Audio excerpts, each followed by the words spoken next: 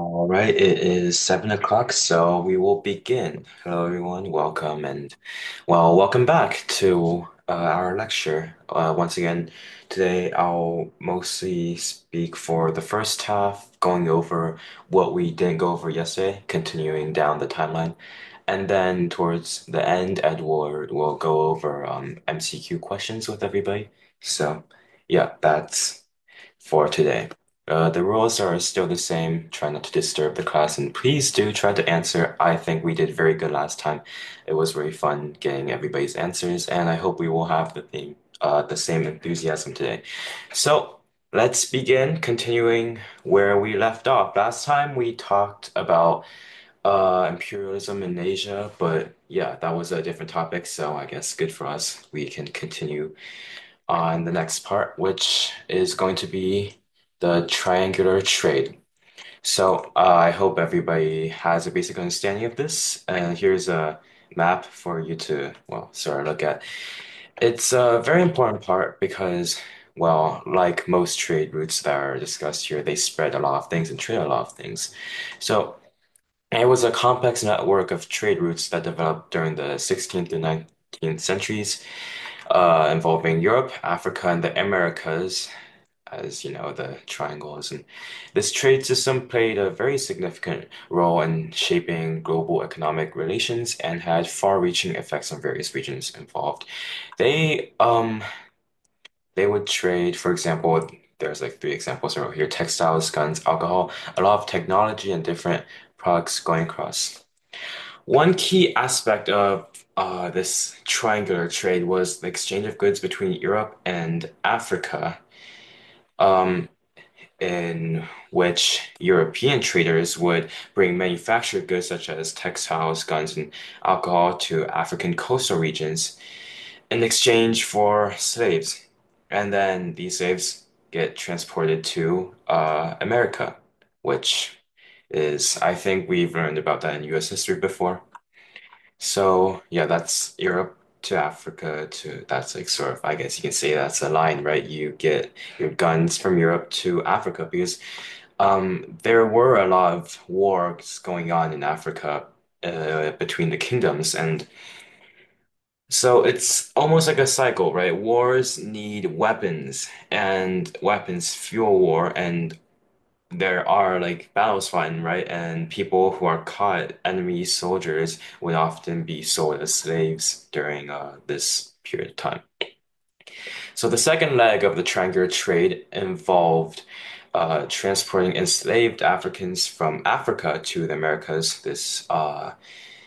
I think a lot of people know about this. This middle passage was characterized by horrific conditions abroad, these overcrowded slave ships resulting in a lot of people dying.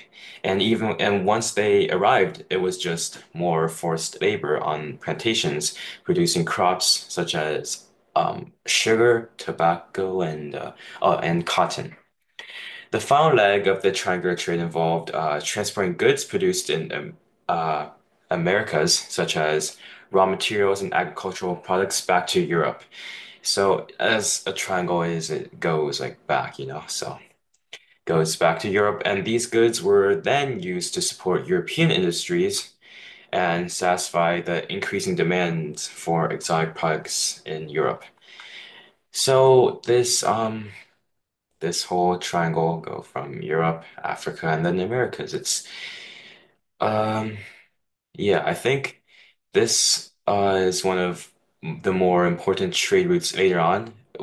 I mean, Unit 2 is named Networks of Exchange, but those I think quickly fall out of relevance once you get to later units, and the triangular trade is pretty important to note down during this time period. It's also probably it can also be used for a context, right? If you talk about maybe like the Haitian Revolution or something about the Civil War. I don't think they're gonna talk about the Civil War. That's probably in AP US history, but yeah. So of course, as all trade do, they all have very significant impacts on the regions that were involved in these trades. In Africa, like I mentioned before, it would lead to political instability, lots of wars fought, and increased power struggles among the local kingdoms as it's just like what I said before, it's like a cycle, right? They fight more wars to get more trades, to get more slaves to trade, and then control if they can control the slave trade, they can also like get more stuff from Europe. That's what they trade for. They trade for like guns. They also want to resist European domination. So a lot of wars were fought. That's the big impact on Africa. And the sort of like social network was really torn apart in their society because of all of this chaos going on. In the Americas, the triangular trade fueled the growth of plantation economies and contributed to um, the European colonies that were here flourished a lot. I think at this point, right, America, the US, United States wasn't really that much of a thing. The extraction of resources and labor from Africa enabled a lot of wealthy people, a lot of wealth accumulation in Europe, and then a lot more colonial expansion. So it just kept making Europe profit, right? Because they were probably the ones that were most advanced at this time. Overall, the triangular trade was very exploitative and it had very devastating consequences for many, especially the enslaved Africans and their descendants. And that sort of started a lot of slave plantations in the Americas and a lot of racial inequality that we'll discuss maybe later when we get to Unit 9. Also contribute to dehumanization of individuals, of course, right? Like coerced labor of slaves, not a good thing. And it shaped global economic patterns for centuries, right? A lot of trading and economic things that go around. Slavery also, well, not also because it just caused racial prejudices to persist even to this day. Unit 9 will probably talk more about this, about like the civil rights movement, I think. And it also said that it can be said that racism in the Western world is due to like this era of trade. So, um, if I don't know if you're writing a essay about the civil rights movement or about something of that sort, I think this could be. I'm not sure if this is a bit far, because uh, the triangle trade was not exactly recent. It was a few centuries back. We can't really, but it would be pretty good background information. It could be used as context, I guess. As for the cultural impact, because of course not just stuff were traded, there's always in traders there's always like culture and religion going around, not just products. So African and European cultures exchanged and sort of fused during the slave trade. Africans brought unique cultural elements such as their music, dance, and religious beliefs, which had a very big impact on the music, art, and religion of the Americas. Right, that's basically the triangular trade.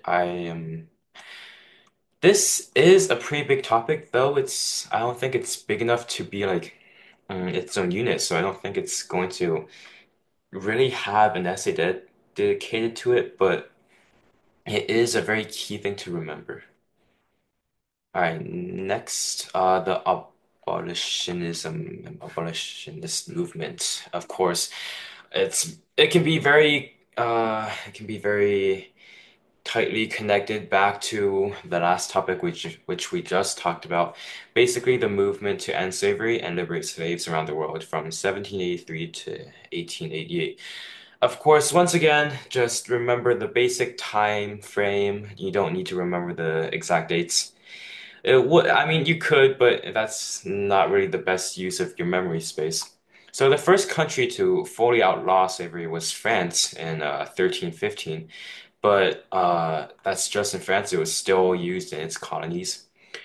And I think you guys also remember that the first and only country to sort of self-liberate from slavery was Haiti, which I think a lot of people mentioned yesterday when we talked about revolutions. There's also the British abolitionist movement, which began in the late 18th century. Um, and yeah, the slave trade was made illegal throughout the British Empire in 1807. But what is kind of, I guess, ironic is that they still had slaves, existing slaves in British colonies who were not set free. They just stopped adding more they just stopped trading because it was made illegal.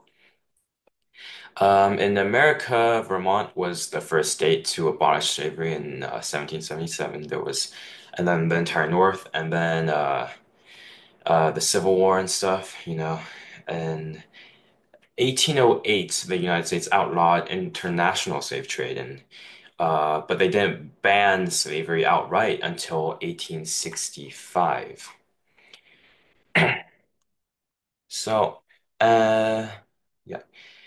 In Eastern Europe, groups organized to abolish the enslavement of Roma and Wallachia and Moldavia in 1843, 1855. This is a bit um, less relevant, I guess. The United States passed the 13th Amendment in December 1865 after fighting the Civil War, which, well, they ended slavery, but there was still a lot of discrimination, segregation, etc., that we'll talk about once we get to the Civil Rights Movement in Unit 9. So after I'd say yeah, centuries of struggle, slavery was eventually declared illegal at the global level. Basically, nobody was doing it anymore in 1948, uh, under the United Nations Universal Declaration of Human Rights. And uh, yeah, so the last country to abolish slavery was Mauritania, which in 1981, and now it's of course illegal, but there is a lot of there's like stuff like human trafficking that's still it's a crime, but it's of course it's not legal, but it's still happening. Mm. All right, next, the East India Company. Before we begin, what do you guys know about this company? You can answer in the chat and we'll have some fun. It'll be so fun, guys. What's something you know about them besides what they did? Like as in what they traded, of course. Impacts can be discussed. Something.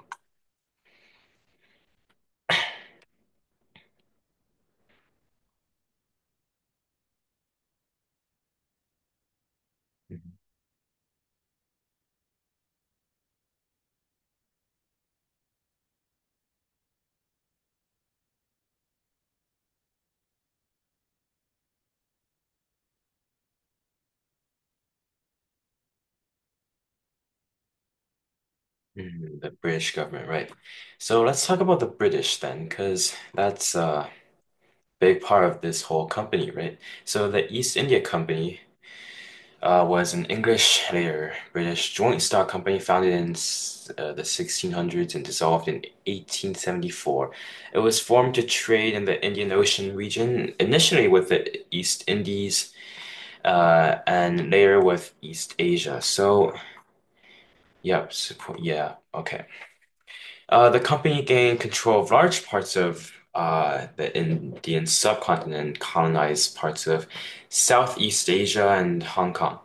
So at its peak, the company was the largest corporation in the world by various measures and had its own armed forces, which, well, that's very surprising, in the form of the company's three presidency armies, totaling about 260,000 soldiers, which was twice the size of the British Army at the time. And when you think about it, the East India Company, technically, if you look at it, it's just a company, right?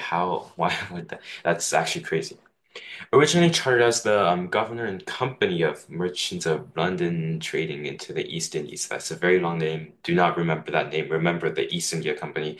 The company rose to account for half of the world's trade during the mid 1700s and early 1800s, particularly in basic commodities, including cotton, silk, indigo dye, sugar, salt, spices like salt, pepper, tea and Uh, later, they even traded opium. Well, that's we talked about the Opium Wars a bit yesterday. We won't talk about them again, I don't think, today because we talked about it yesterday, you know. So the company eventually came to rule large areas of India, exercising military power and assuming administrative functions. So uh, the areas that they ruled in India, they expanded after some battles, such as the Battle of Plassey in 1757, and by 1858, most of was now India, Pakistan, Bangladesh was either ruled by the company or princely states closely tied to it by a treaty. So, following the Indian Rebellion of 1857, the Government of India Act 1858 led to the British Crown assuming direct control of India in the form of the new British Raj. So, yeah, that's a lot of imperialism going on. Unit six type of unit six, I think. Seven. The company subsequently experienced recurring problems with its finances, despite a lot of government intervention, and it was dissolved in 1874 under the terms of the East India Stock Dividend Redemption Act, which was enacted 1 year earlier. The Government of India Act had by then rendered it very powerless because it's already fell apart. It doesn't have any more power anymore. So the official government machinery of the British Raj had assumed its governmental functions and absorbed all the armies that we mentioned earlier, the 260,000. Right. So now that we have talked about a lot of these examples, we're actually going to talk about itself, imperialism. Let's give some ideas. What were some examples of imperialism about like around this time? Let's get some ideas. Colonies, yes, very imperialism.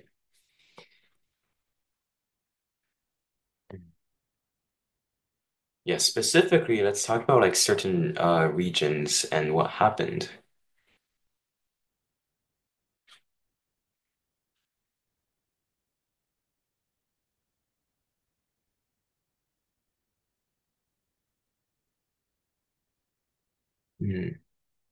Yeah, there is also a bunch of political cartoons around this unit. I think that will probably be on an MCQ. There's political cartoons depicting like these imperial powers going around and like stabbing people. Scramble for Africa, yes. And they just got taken up in an instant and a lot of cruel stuff going on there. Anyways, let's go into that. So in this period, 1871 to 1914, is known as the Age of Imperialism. So during this period, the European powers, of course, still ahead by the rest of the world by a lot, they basically controlled the whole world. Except some places, but there, it's like imperialism was huge. It was very big. So in 1870, Dutch controlled the Netherlands Indies, and their control over it was limited to Java and a few outposts on the other islands. And um, French rule in Indochina was basically negligible, while the British were only beginning to reestablish control of India after the mutiny of 1857. However, by 1914, the Europeans ruled over nearly the whole of South and Southeast Asia. So let's go across it. So in 1870, Africa was still largely it wasn't very known by the rest of the European settlements were limited to South Africa and Algeria, although there were a few scattered European possessions on the coast of West Africa, as well as Portuguese territories around that place. However, in 1914, European rule had spread across the whole continent, like you guys said in the chat, the Scramble for Africa, right? With the exception of Liberia and Ethiopia. And at the same time, European influence also grew in the Ottoman Empire, Persia, and China, which, we talked about opium last time. It's very extraordinary that this period during which the European powers basically just conquered the world. It's uh, generally considered to be a relative time of tranquility and sometimes called the Age of Armed Peace, even though basically just conquered all of this area. Like you can't even call them colonies when they just took it. So, um, this is mostly explained by the fact that most historical texts have been written by the Europeans, and Europe experienced a period of prolonged peace between this area. But in these lands that were imperialized, wars were constantly being waged to colonize new areas and crush periodic rebellions. So the best known example would probably be the Boxer Rebellion in China, and there's also German wars against the people in Southwest Africa, and the South African War, and Kitchener's conquest of Egyptian Sudan. There are also many other conflicts that received a lot of coverage in newspapers at the time, but most are pretty much forgotten.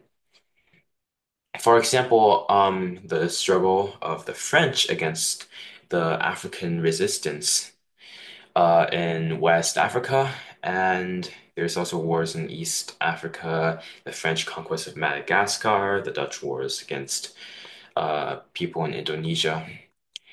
In most cases, annexation preceded war because resistance came in only after. So, in these instances, the military operations were not considered acts of war, but rather campaigns against rebels. So now, when you put it that way, it makes the rebellion seem like, oh, you're revolting. It's not like a war fought over. It's not like a rightful war to protect your land, but rather like you're rebelling, you're trying to take over. It's an uprising. Um, yeah. So by the time that World War One sort of rolled around, it was basically a war between these huge empires. So that's why like in World War One, you like when I was maybe what like seven, I was like I realized that World War One wasn't even fought between every country in the world. It was just most of the European countries, and I felt lied to. Like, what? How could they lie to us? It's not a world war, it's a European war. But now, if you look at it, right, basically the whole world was ruled by these European powers, so it wouldn't be that much of a stretch to call it a world war, right? Western European empires like Great Britain and France had a lot of overseas colonies around the world, while Eastern empires like Austria-Hungary and Russia ruled European and North Asian territories connected by land. So, yeah, I think the next one we're going to talk about. Oh, yeah, okay, just making sure. Um, yeah, I think that was a good connection, right? So the assassination of Archduke Franz Ferdinand on July 28th. Right, we're gonna transition to World War II. It's a abrupt transition, but I did talk about that because shortly after, when most of the places were taken, right, the Archduke Ferdinand was killed in 1914, start of World War II.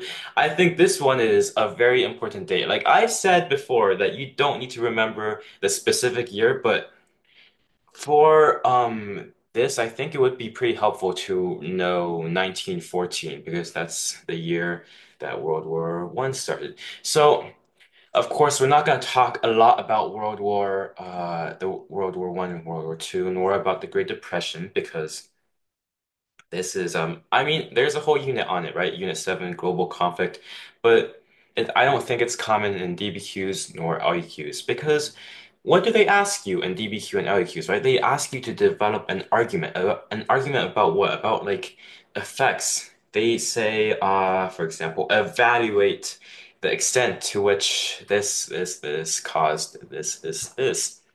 And so usually what they would ask you is the after effects of the world wars, which is uh about like the Russian Revolution, communism and stuff. They wouldn't ask you how the world war started because everybody knows that. And they would not ask you what battles were fought because those don't have enough information to be considered um, relevant enough or not long enough to write a whole essay about. Um, but yeah, basically what happens, there was a lot of advancements in war technology, especially from one to two. You can see major differences, and that caused tens of millions of people to die. Which, of course, they're also not going to ask you how many people died in these wars. However, you could use it as a very good outside evidence on DBQs, right? To uh, sort of strengthen your argument about why the world wars were bad. So what they will ask you about is probably impacts and results, and there's also propaganda. In this place, there's a lot of propaganda that goes around in war, and these propaganda posters are very likely to be on SAQs and also sometimes on MCQs. I think they'll show you maybe a picture and ask you, oh, what is this describing? What was the intended effect? Last year, I did have an SAQ with a Hitler propaganda poster, and yeah, that was probably one of the only ones I got about World War II.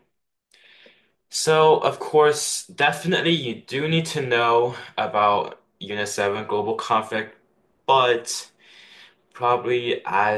it's probably not going to be as huge as some other ones because the thing about the world wars is that they just don't have enough information to like write an argumentative essay about it.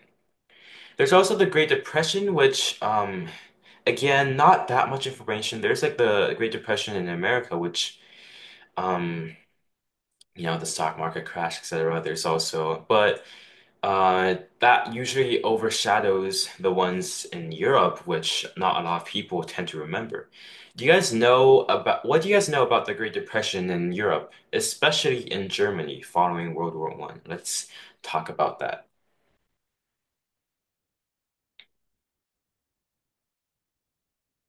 Hmm.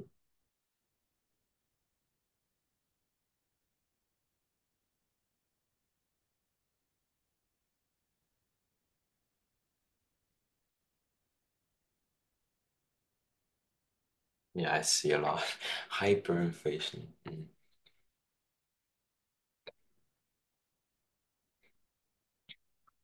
Right, so money, right? The Great Depression, money, yeah, a big lack of it because okay, well, I guess everybody's had hyperinflation, but can someone tell me? Oh yeah, okay, yeah, no, thank you, James. I needed that one. So after the First World War, the Treaty of Versailles basically made them need to pay a lot of reparations because Germany sort of was one of the ones that started it, and they didn't have that money. So what they did, they printed a ton of money, which was not the right play because printing a ton of money leads to inflation, and at this point, it wasn't just normal inflation, right? I think I once heard like a comparison about before printing all that money, it was probably uh like to put it in comparison, maybe like $1 to buy. Of course, they didn't use dollars, but $1 to buy bread, and afterwards it was probably like 10 billion or something. But it's like huge hyperinflation. It's not normal inflation. It's not by a normal amount, and it was everybody lost their jobs. Everybody was poor, and yeah, it's sort of like it's linked together, right? First World War, German Great Depression, and then that led to the Second World War because that's what Hitler did was he was like everybody, if you listen to me, we won't go hungry, we'll all make it out, and Germany will be great again. So that's basically what he was sort of saying to get people on his side. And well, you can't blame them, right? Because if you see this person offering free food and promises of a great future, you would definitely believe them. I mean, of course, if you told them what he actually did, they would not believe him. But at the time, the German people were desperate and it wasn't looking the best for them. Anyway, we can go on from yeah, okay. We can go on from the world wars to the next part, which will be talked a bit more about on long essays, especially about communism, because now we're sort of dipping into Unit 8. Well, this is the time is still in Unit 9, but technically it's the beginning of communism. So the Russian Revolution, right? So it was a period of political and social change in the Russian Empire starting in 1917. Because at this time, back in the First World War, the Soviet Union didn't exist. It was still the Russian Empire. And the Russian Empire was not good. It was weak, right? At this period, Russia abolished its monarchy and adopted a socialist form of government following two successive revolutions and a bloody civil war. And there were some other things that also humiliated them, such as they fought a war with Japan, in which everybody was like, oh, yeah, no, Russia's winning that. But except they didn't. And that was another blow to the Russian monarchy, which didn't look too good. So, uh, oh yeah, have you guys read Animal Farm? This is like sort of related to it. I read Animal Farm this year and learned AP World History last year, so it's a bit out of order. But besides that, um, yeah, Animal Farm is basically an analogy for the Russian Revolution in which all the animals are like, oh yeah, animalism, which is basically communism, and it ends up going bad. So, but at the start, it was pretty good, right? They abolished the monarchy and everybody was living good. It was the Russian Revolution could be seen as the precursor for other European revolutions that occurred after World War One, such as the German Revolution of 1918 and 1919. So the Russian Revolution, though it was one of the most explosive political events of the 20th century, because the violent revolution marked the end of the Romanov dynasty and centuries of Russian imperial rule. Because if we think back, right, the Russian Empire was mentioned way back in Unit 3, yeah, 3. So now it's done. So um, yeah, I'm gonna ask y'all a question again. Besides like the wars that we talked about, what were some other causes for this revolution? Why did people revolt against the monarchy?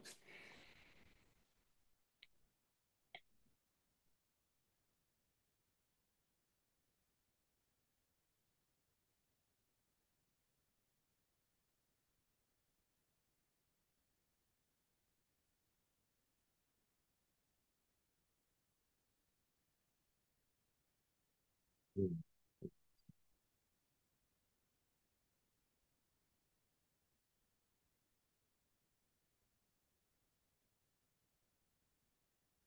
Very corrupt. Yes. Okay, so economic hardship, right? That's also what happened with, Germany, and that's something that usually happens with the revolutions, right? You see, we can go back to America. The taxes, right? Too much taxes, economic hardship, right? And there was also food shortages, right? People weren't getting enough food and government corruption. All of them contributed to the revolution. And well, this guy, you don't really need to know his name, but if you want to, you can. He's not that irrelevant, but Tsar Nicholas II. He's the Russian sort of monarch, the king that got chased out during the revolution. So the Russian Revolution, the Bolsheviks, that's a term you definitely need to remember. By Vladimir Lenin seized power and destroyed the tradition of Tsarist rule, and the Bolsheviks would later become the Communist Party of the Soviet Union. So yeah, so let's go down the timeline. So in February 23rd, 1917, uh there were a lot of protests. There was one of the protests and strikes started beginning and it sort of laid the foundation for the revolutions. Then March 15th, 1917, which right, we have that. Tsar Nicholas II abdicated, he ran away, and that signified the conclusion of the Romanov dynasty. In July of 1917, there was a major uprising which was suppressed. In October 1917, the Bolsheviks finally took control in the October Revolution, and in March 1918, the Treaty of I'm not gonna, Brest-Litovsk ended Russia's participation in World War One. I don't think they did much in World War One anyway. They did do a lot in World War Two, and that's really fun to talk about, except we're not really going to talk about it. If you guys are interested, you should.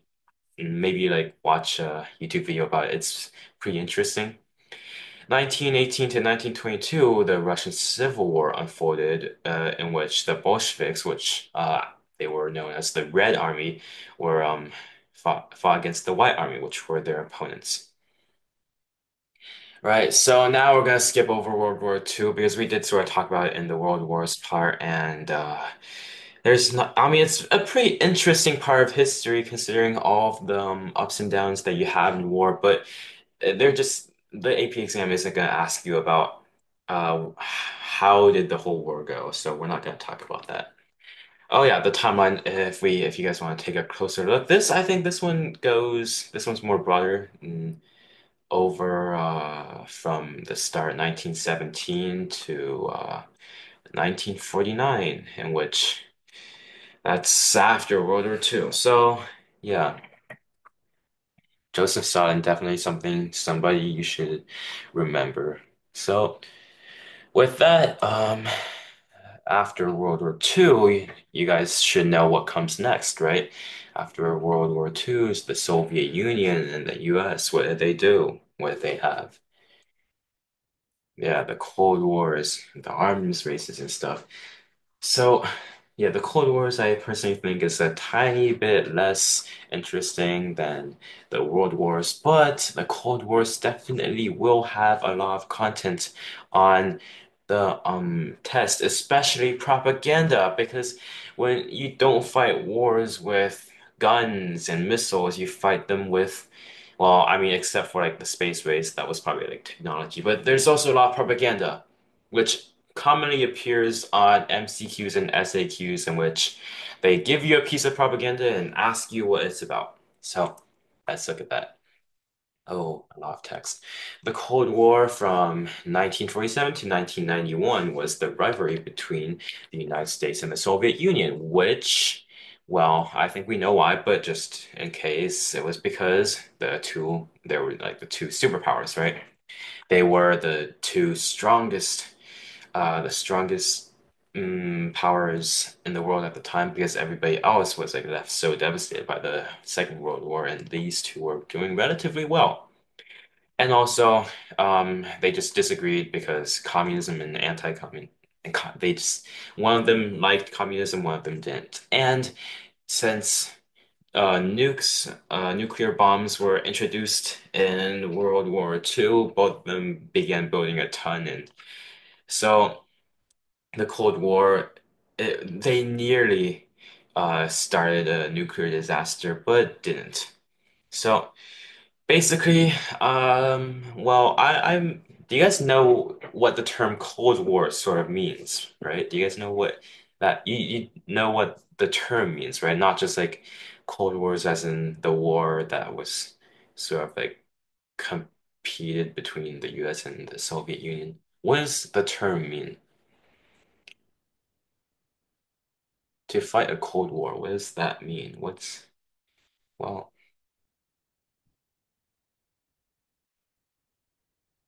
not a lot of action, right? So all of these are pretty much mm, right. So it felt more like a competition, right? The two never actually engaged because both sides knew that if the Soviet Union and the United States were to go and fight each other, they would just send nukes and the world would just get destroyed. And neither wanted that, right? Because despite wanting to win, you also want to live. So what they did was they had a competition. They just competed in developing better technology than the others, such as developing more weaponry. And then there's also the arms race, the space race, yeah, with like satellites and stuff. And they also had these proxy wars in which they supported their allies, and their allies would fight wars. Also, because, for example, I think the one in which North Korea and South Korea fought, it's still against, communism and anti-communism. So basically, they just had a bunch of allies and pitted them against each other because the two big countries couldn't fight each other. So yeah. Um, So this was a period of geopolitical tension marked by competition, confrontation between communist nations led by the Soviet Union and Western democracies. So, during World War II, they did fight together. They were both allied against Nazi Germany. Well, I mean, Soviet Union was actually allied with Hitler at the start until Hitler betrayed them, and I guess they still pulled through though, and they were allies, but they weren't like you can't call them friends. They're not friends. They just fought against the Nazis together, and the Americans didn't like communism, and Joseph Stalin was considered a tyrant. And the Soviets also resented the Americans' refusal to give them a leading role in the international community, as well as America's delayed entry into World War II, in which, like I mentioned before, the part where Hitler betrayed Stalin, that led to a bunch of he actually did pretty well at the start and pushing the Russians back a lot. And it wasn't until winter that they sort of like reached, they stopped dying. So millions of Russians died. And so I guess you could sort of say America could have ended it sooner, but the Great Depression and Roosevelt wasn't that open into going into war. So mm. These sort of they're unfriendly, like they're not hating each other, but these unfriendlinesses sort of ripened into an overwhelming sense of mutual distrust, and that never developed into open warfare because Cold War. And there's also when they dropped the bomb, they never actually told the Soviets, and I guess that's a bit more to the distrust part. So. Soviet expansion into Eastern Europe fueled a lot of Americans' fear of a Russian plan to control the world. However, the USSR also came to resent what they perceived as US official, their arms buildup, and their approach to international relations. And in such a hostile atmosphere, basically, you can't blame either side for starting a Cold War, but like, it's nobody's fault because both of them distrust each other so much that you can't say that one of them caused it. So the Cold War reached its peak in 1948 to 53. And in this period, the Soviets unsuccessfully blockaded the western held sectors of West Berlin, which was 1948 to 49. There's also that part about the Berlin Wall after the Second World War, Germany was sort of like split and Berlin was split. And there's a lot of stories about how everybody's going to the American side because they get treated better and they weren't being let because uh, yeah, they didn't want to sort of let them go. And the Berlin Wall and the stuff about that, that's not going to be huge, but that is some fun detail to know. Um, yeah, the United States and their allies formed NATO, the North Atlantic Treaty Organization, which they basically resisted Soviet presence in Europe. In 1949. The Soviets exploded their first atomic bomb in 1949 as well, ending the American monopoly to the atomic bomb. So they also had atomic bombs, so now it won't be like they they can't tag each other anymore, or else nuclear warfare. The Chinese communists came to power in mainland China and also in 1949, and the Soviet supported communist government of North Korea, which invaded the US supported government of South Korea in 1950, which set off a Korean War that wasn't very decisive until 1953. So this is one of those proxy wars that we mentioned earlier in which the US and Soviets, they never fought each other because they just couldn't. But what they could do was send a bunch of weapons to the side that they support. So US would send a bunch of guns and stuff to South Korea, and the Soviets would um, send a bunch of stuff to North Korea, and they would fight. And yeah, it's almost like uh like um betting on a game, whoever's side wins will be one more ally to them. because if North Korea takes over, then the Soviets gain another powerful ally, and the Americans lose one. And if South Korea wins, vice versa. So from 1953 to 1957, the tensions relaxed somewhat because that's when Stalin died in 1953. However, this Cold War wasn't finished yet. So there was also in 1962 the Cuban Missile Crisis, in which they nearly fired at each other, but they both met up and they were like, "Oh, let's both take a step back," because neither were ready to use the nuclear weapons. Because if the other one retaliates, mutual atomic annihilation, everybody's dead. So they didn't actually want to fight each other. So the confrontation that brought the two superpowers to the brink of war until there was an agreement that in which they withdrew the missiles. And then, so after that incident, they soon signed a nuclear test ban treaty of 1963, which banned above ground nuclear weapons testing. However, the crisis also hardened Soviet determination to not be humiliated again by their military inferiority. Because once again, they developed the atomic bomb we can say a few years later than the Americans. So now what they're going to do, they're going to start building up both conventional and strategic forces that they had to match for the next 25 years. So the Cold War did last for a very long time. In course of the 1960s and 70s, there were the struggle between the Soviet and American blocs, which uh, there was more complicated international relations. This part is I think when discussing the Cold War on essays, you don't really need to know that much about it, but like when they ask you about certain part, this probably might show up on an MCQ. A major split had occurred between the Soviet Union and China in 1960 and widened over the years, which sort of shattered the unity of the communist bloc. In the meantime, Western Europe and Japan, they had a lot of economic growth during the 1950s and 60s, which, well, they were very inferior to the United States before, but now not so much. And less powerful countries had also more room to assert their independence, etc., to resist the superpowers. Because at this point, the Cold War is both superpowers. They need more allies. So there was also the arms race and stuff, which we'll talk about later. But um, so the Cold War, after that, it's more tensions. But then in the 1970s, the tensions were eased, and the Cold War began to break down in the late 1980s because of the Soviet leader Mikhail Gorbachev.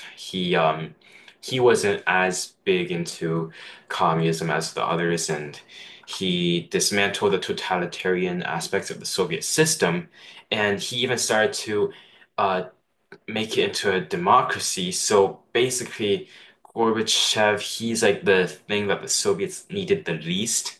But he wasn't he I guess he was described as a pretty nice guy, but of course maybe that's just because America was writing the history books. But basically the Soviet Union fell apart towards the end and uh we could say Gorbachev was the main reason, mostly because of his unwillingness to commit to totalitarianism and communism. And yeah, in late 1991, the Soviet Union collapsed and 15 newly independent nations were born, including Russia, with a democratically elected anti-communist leader. So that's the end of the Cold War, which we talked about that for a very long time. But in this time, there were a lot of notable US presidents like Nixon and Reagan, which, of course, in the Cold War, you don't really need to talk about them. You can just say America. But if you want to go a bit deeper, you can research a bit about that. That's a timeline of the Cold War, starting from when World War II ended to 1991, which also is uh, a nice time to remember. For example, the Soviet Union collapse and Berlin Wall was also torn down at this time in 1989 to 1991. All right, next, the Truman Doctrine, also part of the Cold War. So basically, at this time, President Truman was on there. So it was basically the official declaration of the Cold War, in which he's like, we can't have communism expansion. We can't have that anymore. We don't want that. And basically, that started it. So. Basically, what he was saying was the Soviet Union was the center of all communist activities and movements, basically saying you're the ones that we're gonna fight with, well, like fight Cold War with. Um, he's also saying communists could attack through outside invasion or internal subversion, and the United States needed to provide assistance to protect nations from communist aggression. So he's basically declaring Cold War against the communists. So not everybody embraced this logic. Some realized that some didn't really want to like be involved in this, but yeah, basically the Truman Doctrine successfully convinced a lot that the United States was locked in a life or death struggle with the Soviet Union, and it set the guidelines for 40 years of their relations during the Cold War. This is all part of the Cold War, so we won't go over much of it. We'll talk about the arms race, which, um, it's very famous. Name is nearly as large as the entire Cold War. So, yeah, basically what they did is just technological innovations and race on who gets the better stuff. And basically, this time it's like the largest and most expensive arms race in history because when you're not fighting wars, you have a lot of money. You spend that money in fighting this Cold War, so you spend a lot of money on developing stuff. So there's also the nukes, right? They develop more and more atomic bombs, and there's also the space race. The first satellite into space was the Sputnik by the Soviets. And then there was the moon landing, which some people are still convinced is false. I personally have no idea, but it is what it is. You can't really go back and disprove it at that time anyway. But yeah, so um the space race, the arms race. There's also because the thing with satellites is that it's something that the world never saw before, and it could be used in so many ways. And even now, I think there are like satellites and stuff that guide missiles over. I don't think nobody's gonna fight a world war now, but it's really getting crazy. So throughout the 1950s, the US actually they were convinced that the Soviet Union had better missile capabilities. So that's something called the missile gap, and it was eventually disproved by the CIA, but the US officials were still too scared, right? Because if they basically thought if the Soviets were to send missiles, there was nothing that they could do. There's also the Cuban Missile Crisis, which we talked about earlier, and then yeah, the space race. I'm sure that most of you know what that is. Continue onward. The Marshall Plan. Basically, it was it was like aid to 16 European nations, including Britain, France, Belgium, Netherlands, West Germany, and Norway.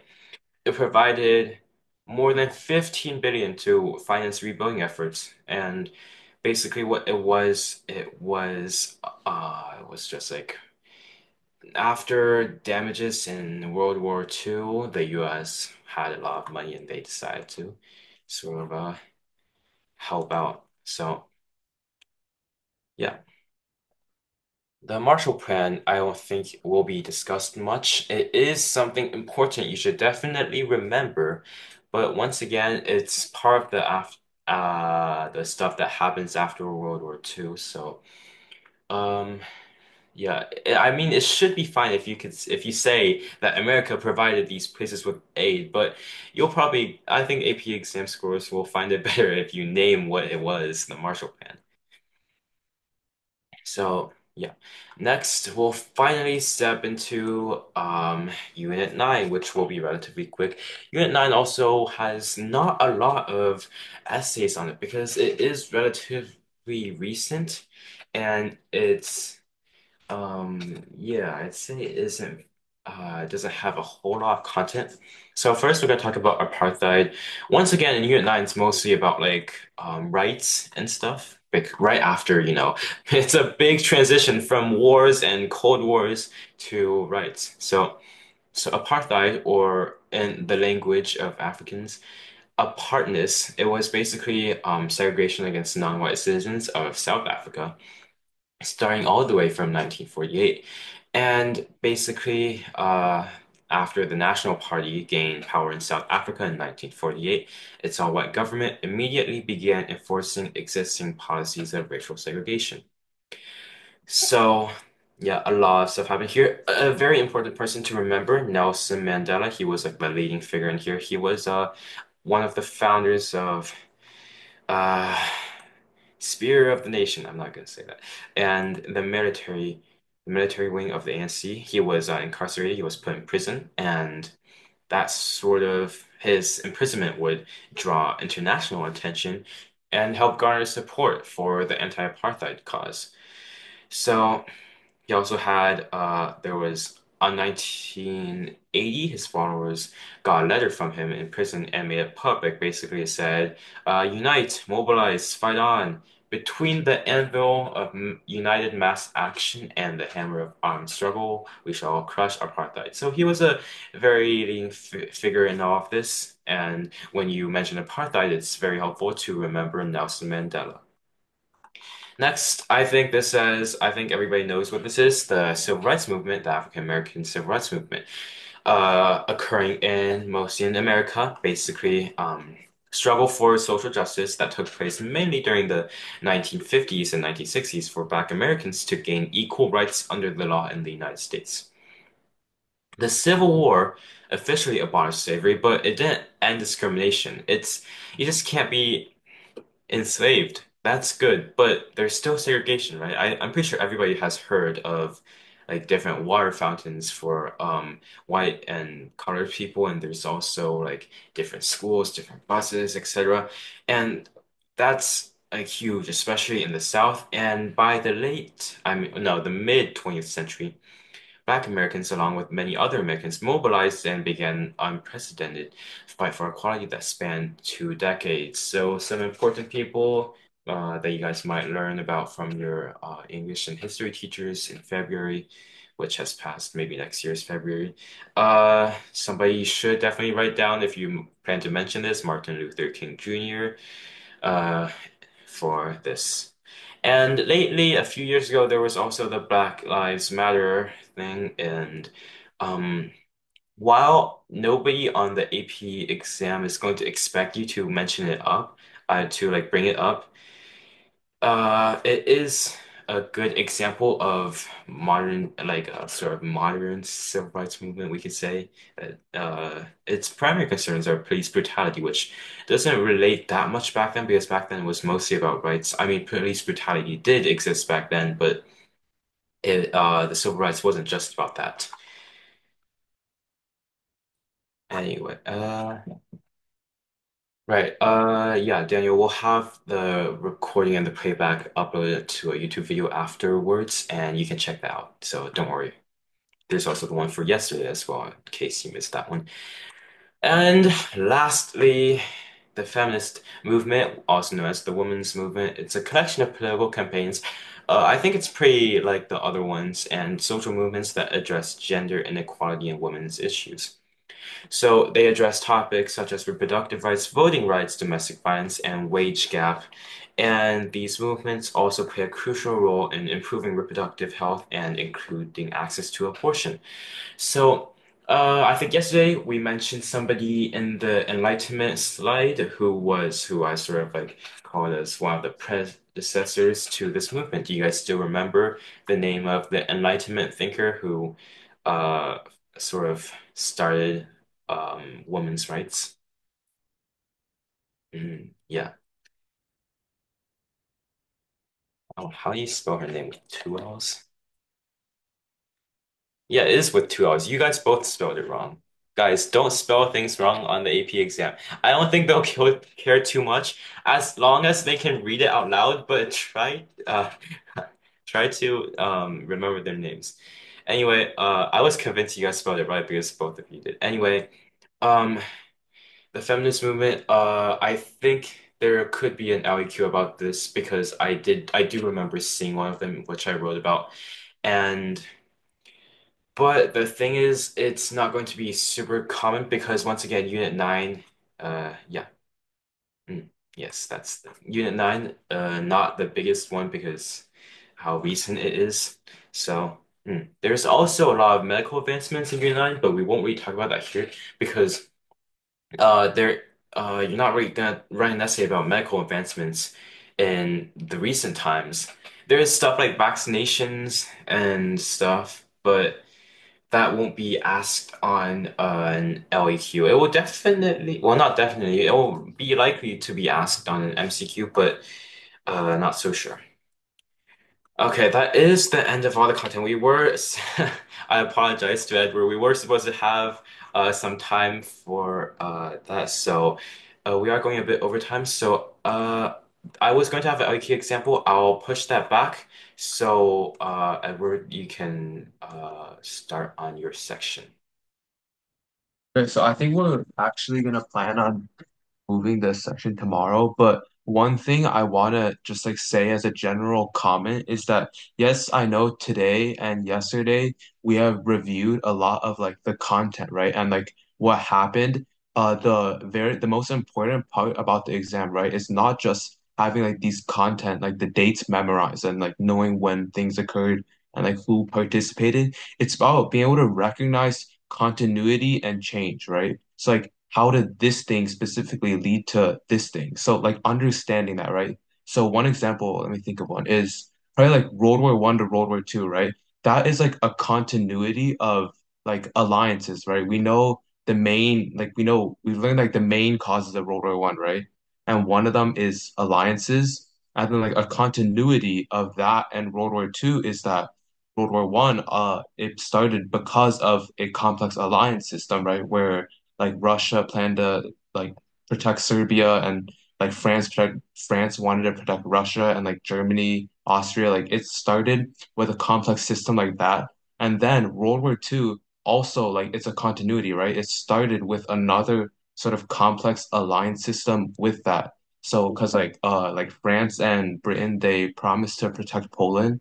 That was a very important has a very important continuity. And then there's also like differences, right? Like that occurred, right? So like World War II to the Cold War, right? World War II was like it was an ideological battle, which is a continuity to the Cold War, but World War II was like a physically fought war and the Cold War was like non-physical, right? So I'm sure there are like infinitely many examples that you can connect to throughout like history, but just being able to recognize like how some things led to a certain thing, right? Because that will be tested a lot on your multiple choices, your DBQs, your LEQs, your SAQs, right? So just being able to know the information is good, but then being able to connect the information is what will get you that five.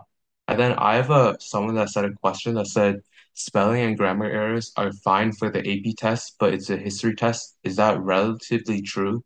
And yes, I think that is true because because when I did it 2 years ago, it was like on paper and we had to write it. And I'm just gonna say my handwriting is definitely not, it's very unreadable. So whenever like I would feel really bad for my AP grader. So I'm sure like they couldn't even make out half of the words I said, but like as long as they know like the general idea of like what you're saying, right?